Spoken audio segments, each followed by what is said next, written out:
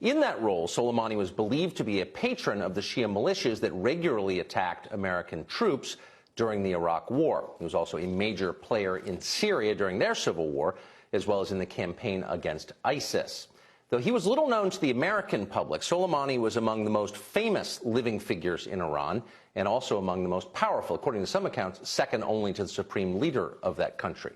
The Iranian government has already vowed to extract what it has called forceful revenge against the U.S. in response to his death. Now, whether that will happen and what form it might take remains to be seen. But it's no exaggeration to say that by the next time this show airs, we could be engaged in a conflict, a real conflict, with Iran.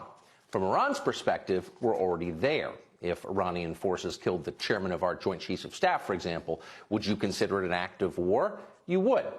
So what happened yesterday wasn't just another symbolic bombing sortie of the kind we've seen in Syria. It was a pivot point. Neocons in Washington understood that immediately. Congratulations to all involved in eliminating Qasem Soleimani, tweeted disgraced former National Security Advisor John Bolton.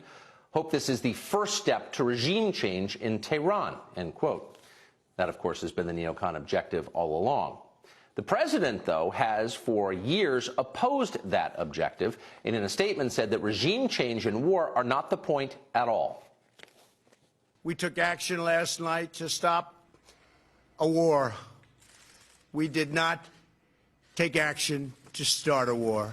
We do not seek regime change. However, the Iranian regime's aggression in the region, including the use of proxy fighters to destabilize its neighbors, must end, and it must end now. If Americans anywhere are threatened, we have all of those targets already fully identified, and I am ready and prepared to take whatever action is necessary. According to the Secretary of State Mike Pompeo, meanwhile, Soleimani was killed to forestall planned attacks on Americans. But as he later conceded, those attacks would have occurred in the Middle East, not here in America. President Trump's decision to remove Qasem Soleimani from the battlefield saved American lives. There's no doubt about that. He was actively plotting in the region to take actions, a big action as he described it, that would have put dozens, if not hundreds, of American lives at risk. And last night was the time that we needed to strike to make sure that this imminent attack that he was working actively was disrupted. Was there any imminent threat to the U.S. homeland? These were threats that were located in the region. Threats in the region. If you don't live in Washington, here's the translation. That would be in hostile Middle Eastern countries, places where American troops would never be in the first place were it not for the insistent demands of non-geniuses like Max Boot and John Bolton. But never mind.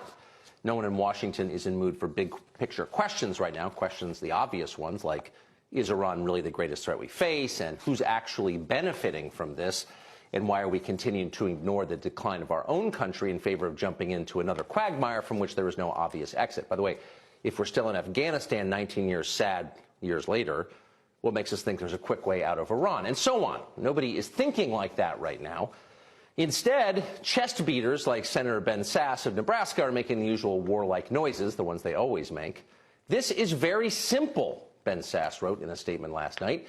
General Soleimani is dead because he was an evil bastard who murdered Americans, which is essentially true.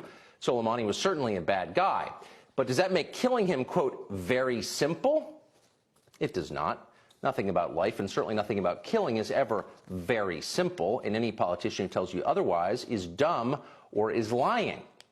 Yes, Soleimani was linked to the deaths of Americans. Nobody mourns his passing.